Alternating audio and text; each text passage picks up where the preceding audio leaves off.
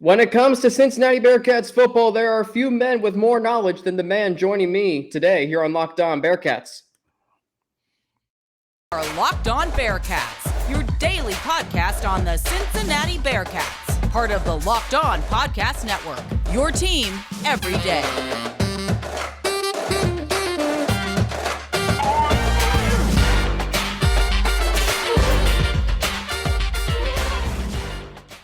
Welcome on in. This is another episode of Locked On Bearcats on a Thursday, August 25th of 2022. We are presented today by LinkedIn Jobs. I'd like to thank them for being the official college football recruiting sponsor across the Locked On College Network. LinkedIn Jobs helps you find the candidates you want to talk to faster, so post your job for free at linkedin.com/lockedoncollege. Terms and conditions do apply. I'm Alex Frank, your host each and every day, and as you can see if you're watching on YouTube, the man joining me today, you simply know him as the voice of afternoon sports talk on Cincinnati's ESPN 1530. You can also hear him on 700 WLW and Cincinnati Bearcats broadcast, as he's been a part of for about 20 years now. He is none other than Mo Egger. Mo, has it been about 20 years since you've started working on Bearcats broadcast? It's been a long time.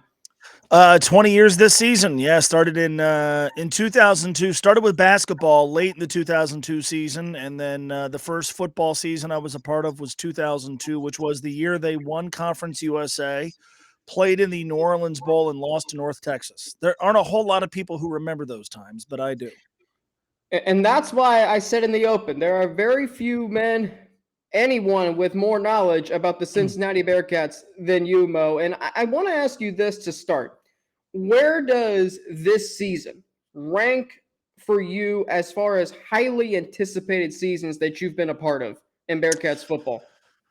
I think I would certainly slide it behind last year because, I think last year we were talking about the Bearcats maybe being a college football playoff team before the season started. I think most of us understood how hard that was going to be.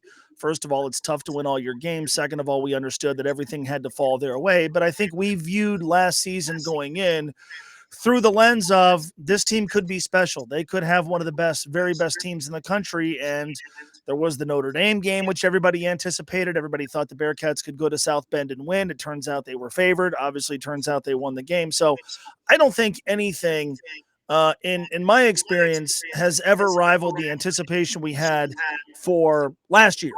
I would say that this is right behind it. Certainly you could talk about 2008 and 2009, although 2009, even though they went undefeated, there was the expectation that there was going to be there was going to be some slippage because of who they lost from the team the previous year. But yeah, look, I mean, the expectations for this program are massive. The expectations for this season are high. And I think that there's a great sense of enthusiasm, not just based on the fact that the Bearcats should be pretty good this year, but also where they're going. The Big 12 is looming. The trajectory of this program is pointed upward. And it feels like for the first time in a while, whatever unfolds this year isn't going to happen with the looming threat of the head coach leaving, which is refreshing for a lot of fans. What did last year in your eyes, because you've talked about this extensively, you've written about this extensively for The Athletic. What do you think last year's playoff run, going to the Big 12, everything that's happening with this football program, what is it doing for the university and for the program and the university as a whole? Well, I mean, everything that happens athletically in college sports happens on the shoulders of football. And look, I love UC basketball more than any team that I care about. I became a UC football fan because of how much I love UC basketball. But the reality is, with the exception of schools that don't have football, wherever your athletic department is going, with maybe one or two exceptions, it's going to go on the shoulders of your football program. And so, what you've seen happen here is, first of all, this has always been a good job. This has always been a job that you can win at. This has always been a job that you can find players to play for you.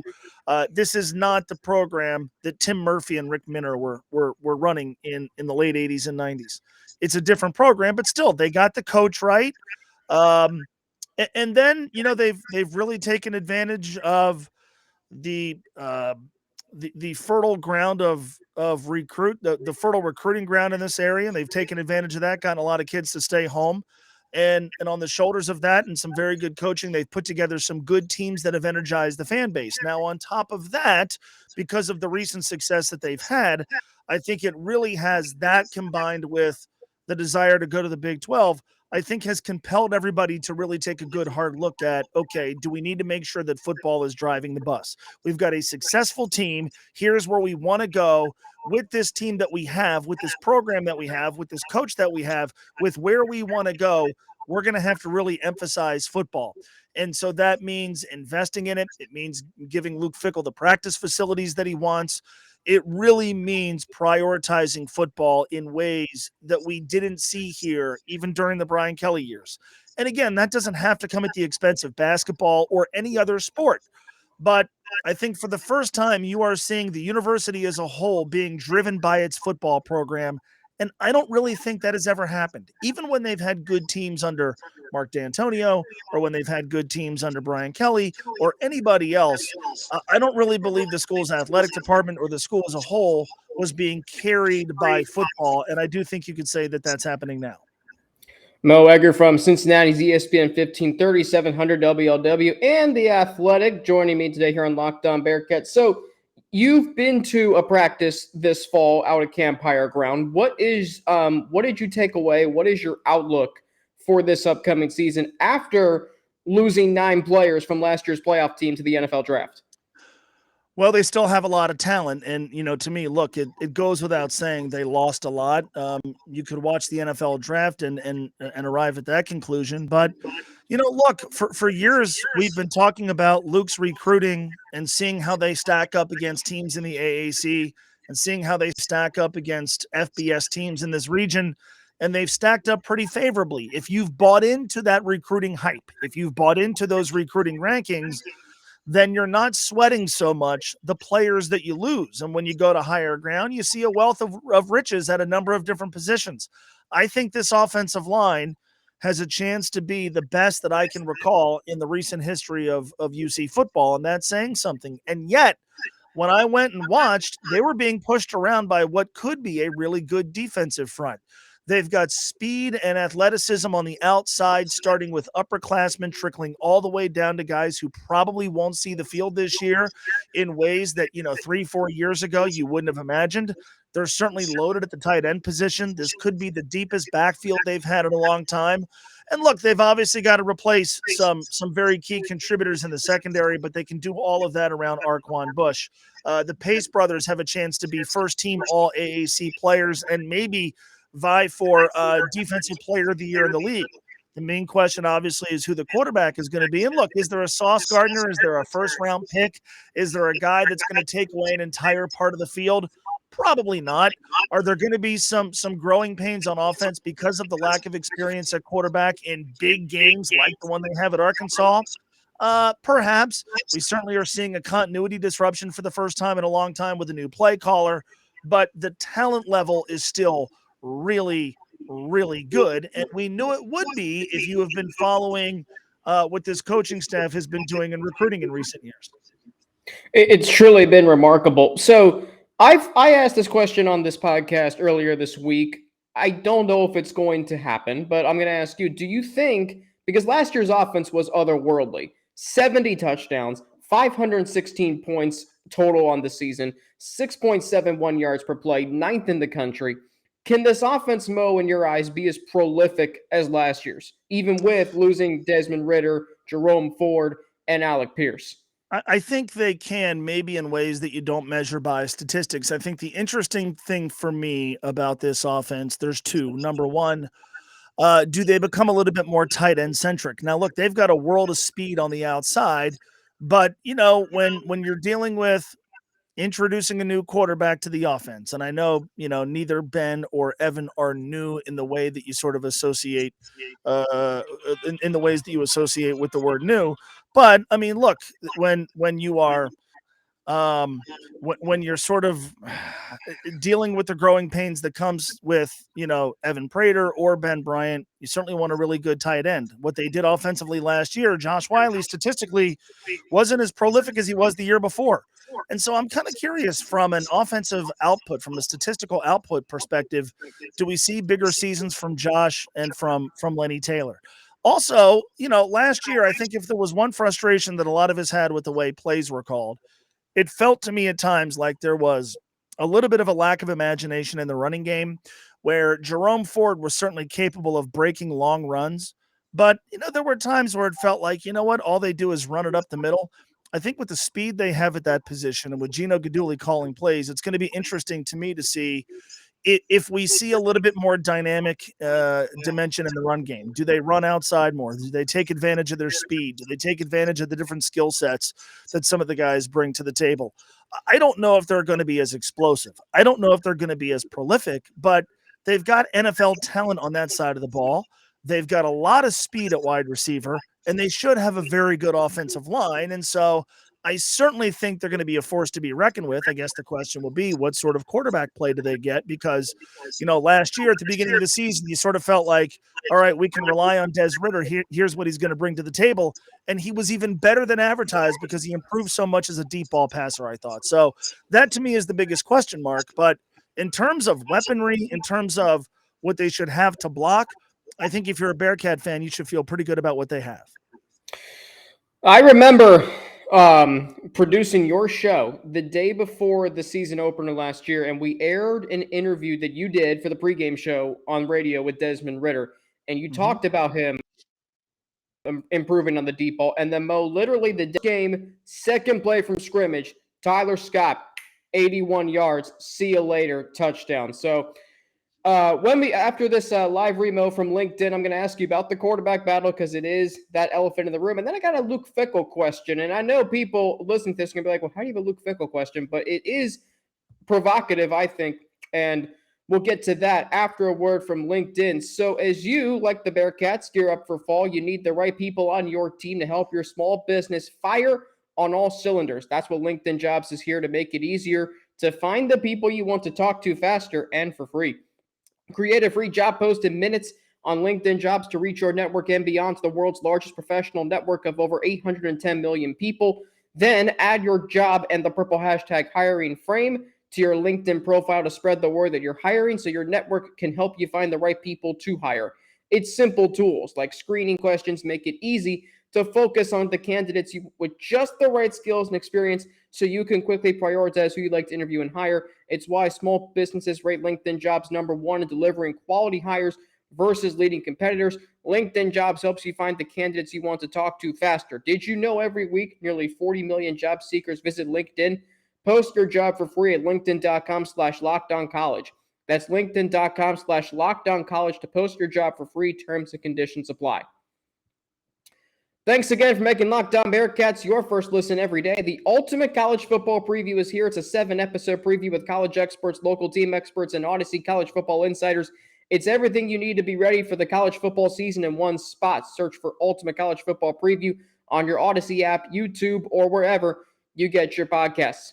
Alex Frank here on Locked On Bearcats with my guest today, Mo Egger from Cincinnati's ESPN 1530 and 700 WLW, and now the host of a podcast himself, the Mo Egger Podcast, which, Mo, by the way, I think is truly fantastic. The first interview with Paul Daugherty was outstanding.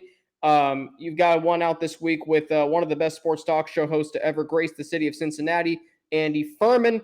And do you have another one coming out later this week? We do on, I think, either late Thursday or more likely early Friday morning. It'll be non-sports related, so I'm excited for that. Should be a good listen as always. So going back to the Bearcats, obviously we know the elephant in this room. It's been that way since basically Desmond Ridder walked off the field in Dallas the night at the Cotton Bowl, and that is who is going to be his successor, Ben Bryant or Evan Prater. Mo, what do you make of the battle? Is the likelihood that Ben Bryant is going to start, is that, 100% valid? Like, what do you make of this quarterback battle? Well, certainly the word after the controlled scrimmage that took the place of the spring game was that Evan Prater had closed the gap that was there when the offseason started, right? Like, it was going to be odds-on favorite Ben, And Evan was going to have to not just close the gap, but compel the coaches to decide that Evan's ready to leapfrog Ben Bryant. And he apparently made a lot of progress during spring ball. I was there at the controlled scrimmage. I thought Evan looked good throwing the football.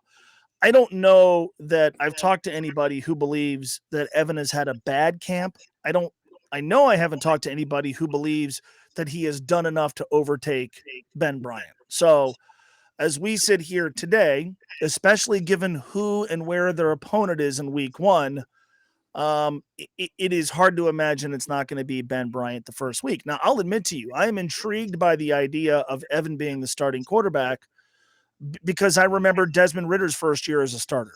And I think this year's team is better than that year's team. 2018 was the year in which they went to UCLA at the Rose Bowl and won. And Des was on the field for that game, replacing Hayden Moore. And that team ended up finishing with double-digit wins. And they did so. Des had a lot to do with it, but they did so in spite of the lack of experience they had at quarterback. I think this team this year is better than that team, which means I believe this team can win games as the quarterback gains experience. And I think they can win games in spite of some of the growing pains that you have to go through when a quarterback doesn't have a lot of experience. And so I've always been intrigued by the idea of Evan being the starter this year, because if you can win games while he gains experience, who knows how that pays off down the road? Look what it did with Des Ridder. He was the offensive player of the year in the conference each of the last 2 years, I think, as a direct result of the experience he gained in 18 and 19. And in those years, UC still won a lot of games. That said, in none of those years was their week one opponent a school the caliber of Arkansas at a place like where they're going to have to go in Fayetteville. And so certainly if you're looking at it through the lens of what do they do week one? What gives them the best chance of winning that first game? I think most would agree it's Ben Bryant. He's got more experience. He did well last year at Eastern Michigan. He's played in a big game for UC before on the road. I think the other question, though, would be how long is the leash going to be? Because Luke Fickell was, and sometimes frustratingly so, Luke Fickell was exceedingly loyal to Des Ridder. There were often times during those first 2 years where I would say to myself, maybe at halftime, let's give Ben a crack at a couple of series. Or you know what? Maybe it makes sense to see what the other guy could do.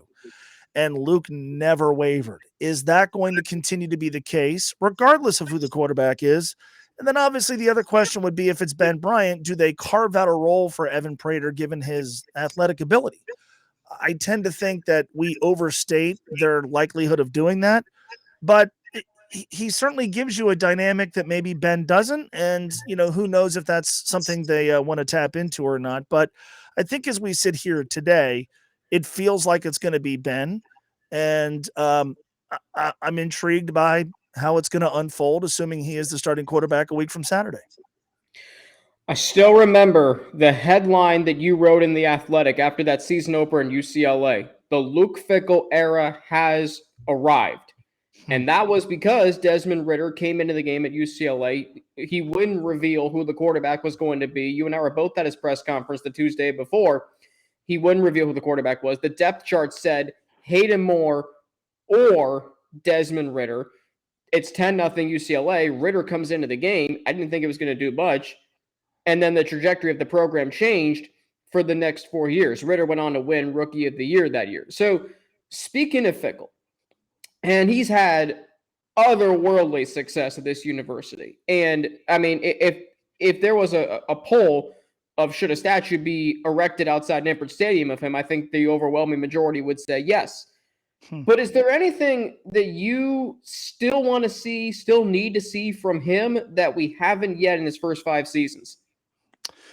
There's nothing that I need to see. I am going to be intrigued, you know, what they had going for them going into last year. There aren't many programs that had enjoyed the success that UC had enjoyed the previous 3 years that brought back the same quarterback, coach, and offensive coordinator.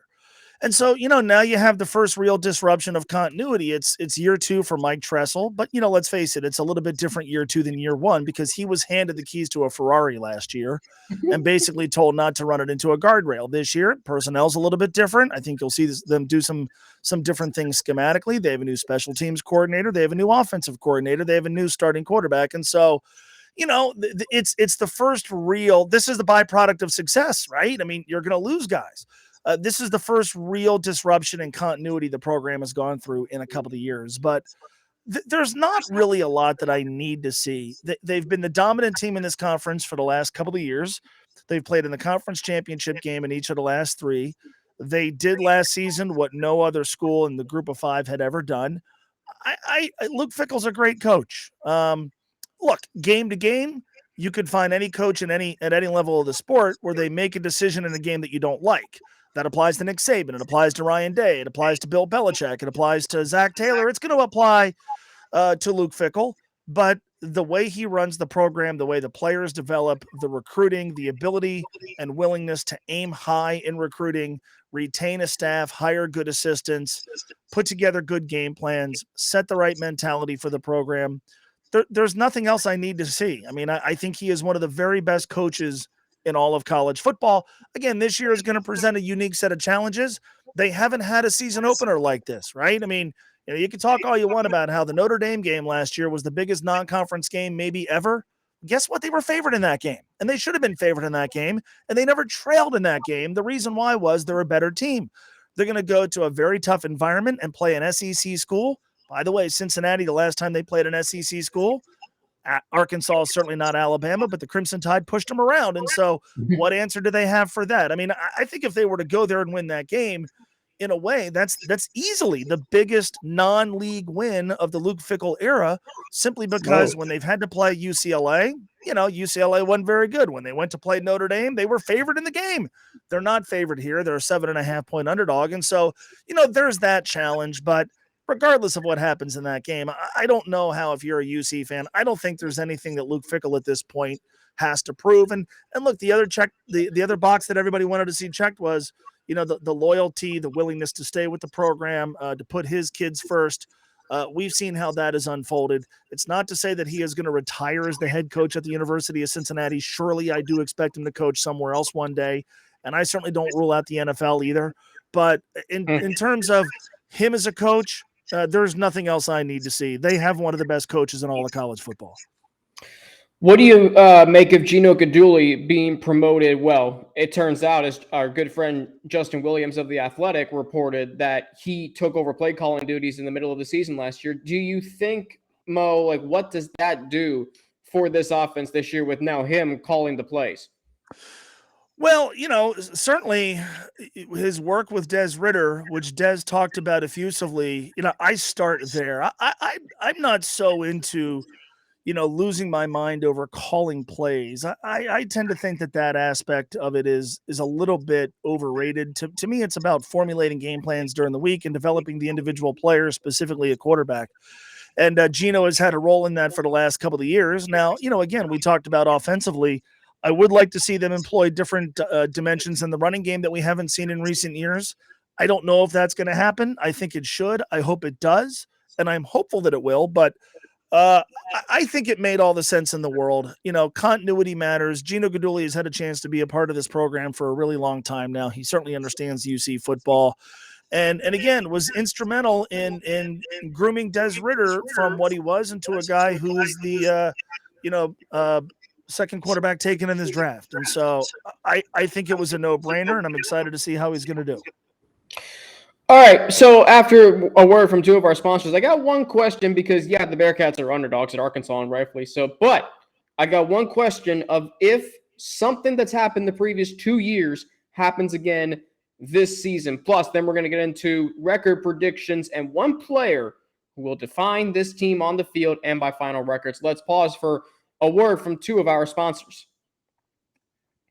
Locked On Bearcats on a Thursday, August 25th, 2022. Alex Frank, your host each and every day. Mo Egger of Cincinnati's ESPN 1530 and 700 WLW. My guest today, you, of course, can follow him on Twitter at Mo Egger. So here's a question I've asked many different people, and I've asked myself this many times.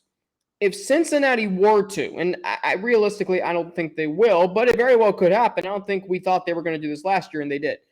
If the Bearcats, Mo, go 13-0 again this year, knowing they went to the playoff last year, knowing they're going to a Power 5 conference next year, should they get back into the playoff this year as a 13-0 team?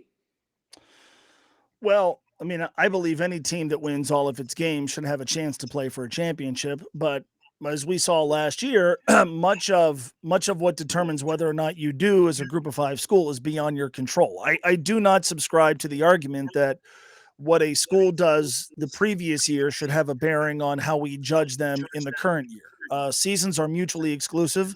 What one team does should have no bearing on what another team does. So I am not one that will say, well, look, they won all their games last year. See what they no.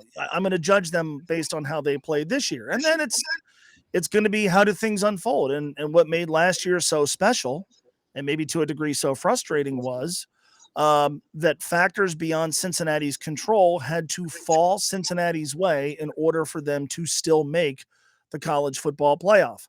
I am not going to bet on the same thing happening again. I think you have to go back to last season and see how likely that it was that all the things that had to happen did happen. But look, give me a chance to make the argument. Give me a chance to talk about it. And the only way you do that is by winning all your games. I am looking forward to this no longer really being a question, because once they go to the Big 12, regardless of what happens with the landscape of college football, it probably won't be a question moving forward. So give me one player who you think will define this team on the field and one player who will have the biggest say in their final record this year. Well, I guess the obvious answer would be the quarterback. I'll start in the backfield. I'll put it on Ryan Montgomery because he's the guy at the top of the depth chart right now. I think this is going to have to be a little bit more of a run-centric team. And look, there's obviously other guys as well. We're going to talk a lot about Corey Kiner. We're going to talk about Charles McClellan. But, I mean, look, they're replacing a dude who ran for 1,300 yards. I'm talking about a guy last year who ran for 19 touchdowns, a school record, single-season school record.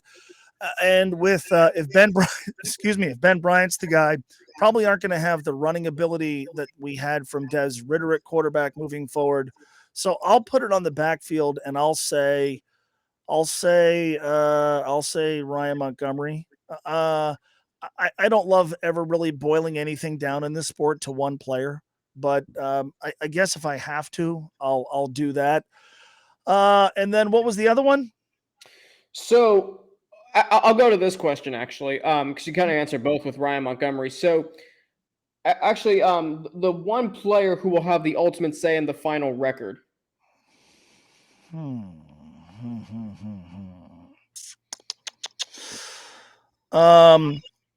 I make it two guys? Yes. All right. So UC's defense the last couple of years has been largely predicated upon elite level play in the secondary. If I get that from Arquan Bush and Javon Hicks, this defense could be maybe not just as good, but still really, really good. Really, really good. Wow. And that softens, what you're going to have to get from the offense with a different quarterback this year. All right. So final question. I'm kind of putting you on the spot here. So what is your record prediction for the Cincinnati Bearcats this year? And then I'll ask you what your record prediction is for the Bengals this season. I've got the Bearcats going 11-1 this year. Okay. I think it's hard to pick them to beat Arkansas, and that's in the regular season. So if they go 11-1, that means they win all their games in the AAC. They'll play in the conference championship game, but I'll just stick to the regular season. I'll go 11-1. I'm high on this team. I'm high on this coaching staff. I think whoever the quarterback is going to have an opportunity behind a good offensive line, a really good running game, some speedy wide receivers and good tight ends to have some success. I believe in the talent they have on defense. I think the Arkansas game is going to be a little bit of an uphill battle. They don't have to play Houston this year, and I'm not as sold on UCF as others. So yes, they do have to go to Orlando, but I think they win there. I've got them. I'm on the optimistic side of it. I've got them 11-1 and playing in the conference championship game and hosting it at Nippert Stadium. How about that? So we agree on the Bearcats going 11-1. That's where I have them at. And I don't think they're going to beat Arkansas. Now, if they do, okay, then it's on. Mm-hmm. If you had to give a final record for the Bengals, what would you say right now? I think I'm a little bit more optimistic than most. I think they're going to go 12-5. I think this is a two-team race in the division. I think it's them and Baltimore. I think Baltimore wins 11 games. I think the Bengals win 12. I know the schedule's going to be a little bit more difficult, but Look, I mean, I've got an ascending quarterback behind a better offensive line and a defense that I think could be really, really, really good, elite weaponry on offense, and a coaching staff that I still feel like is coming into its own. I think the Bengals are going to go 12-5 and win the AFC North. Wow. Would I blow your mind if I told you I have them at 15-2 right now? I would expect nothing but that, Alex. I'm surprised you didn't tell me they were going to go 17-0. I don't think they're going to go undefeated, but I do believe, like you said, I believe in Joe Burrow. I believe in the offense they have. And I mean, if they were able to do what they did last year with that offensive line, Lord knows what they're going to do with this offensive line and the weapons they have and the defense. So how much fun is it for you to be a sports talk show host in Cincinnati right now? It's a blast. It's always been fun. It's the greatest job in the world. But what happened in football last year reinvigorated me in ways that I can't even really describe. Because the losing does, I care about these teams, man. I want them to win. I don't do this job from the standpoint of objective journalist who's unmoved emotionally by how they do. I badly want them to win. These are teams I grew up with. And so the losing and the negativity does get to you. And, you get to a point where you are starting to really have a hard time mining for different things to talk about when the losing doesn't stop. And so with what both teams did last year, it rejuvenated me personally and professionally. We're now, it's like with the Bengals, we're no longer harping on, can they win a playoff game? We're talking about whether they can win the Super Bowl. That's awesome, man. I mean, we're not focused on the draft from the standpoint of, they got to get this guy because he could save the franchise. It's how can they add to a team that's already really good? And the UC conversation for years was solely about, why don't people go to games, or can they keep the coach, or that sort of stuff. And now it's about the games and recruiting and what's happening on the field. And that's why I got into this. That's what I love most about sports. And it's what I enjoy talking about the most. So what the two teams did last year and what the Bearcats have done in recent seasons, obviously has been a lot of fun to talk about daily on the air. And just wait till Wes Miller gets the men's basketball program back to where it belongs. And then we're going to have a lot of fun for a lot of the months throughout the year. Similar to you, Mo, for someone who comes from a family, 3 generations of Bearcats, 3 generations of Bengals season ticket holders since the very first season, for the whole city to rally behind both the Bearcats and the Bengals. Every weekend you had Bearcats on Saturdays and then the Bengals on Sundays. What a blast to be a Cincinnati sports fan. Mo, do me a favor. Tell Taryn Bland, Elliot Rearing, one of my former coworkers at Cincinnati UC, actually, Dave Keaton, everybody at iHeart, tell them I said hello and that I wish you all well, and I look forward to seeing you all at a Bearcats game, Bengals game here soon. All right, Alex. Thank you. Mo Egger, ESPN 1530, thank you for being on today, and also 700 WLW and The Athletic. What a conversation. That was fun. Efren and Chris Vanini tomorrow for our final preview, 5 different ways. If not that, I'll tell you know what? I might as well do my season preview. So record prediction, which I may have given away on this show if you were listening, which I'm sure you were. So I'll rehash it tomorrow. If Chris Vanini's not able to come on for a Bearcats Group of 5 preview. But thanks to Mo Egger. Thanks to you for making Locked On Bearcats your first listen every day. Now for your second listen, make it Locked On Big 12. You can get more on that conference with everyday host Josh Neighbors, good friend of mine, and the local experts of Locked On take you across the Big 12 in 30 minutes. Locked On Big 12, your second listen. That's Locked On Big 12. As for me, you can follow me on Twitter at Frankie_Natty with 2 N's, NNATI. You can follow me on Instagram, AlexFrank9_, or email me at alex3frank@gmail.com. Don't forget to subscribe to our Locked On Bearcats YouTube channel, up to 435 subscribers and counting. Follow us too to get an alert every time we drop a new episode. One more season preview to go. Tomorrow, it will either be a conversation with me and Chris Vanini, of The Athletic, or my season preview, which I've kind of touched on offense and defense, but overall season preview. And then game week next week, Monday, a look at the film of Arkansas, what stood out to me. Tuesday, what is Tuesday? I wrote this down somewhere. I'll have to get back. I should know what Tuesday is. Turning Point Tuesday. Turning points of the offseason, how we got to this point. Wednesday, conversation with either Justin Williams of The Athletic or Russ Heltman from All Bearcats, my colleague. Thursday, the crossover with John Neighbors, Locked On Arkansas. And then Friday, game preview. We are here. We are 9 days away from the kickoff of the 2022 season in Fayetteville. As always, for Locked On Bearcats, I'm Alex Frank. Have a great rest of your day. Truly a great rest of your day. I will talk to you all tomorrow here on Locked On Bearcats.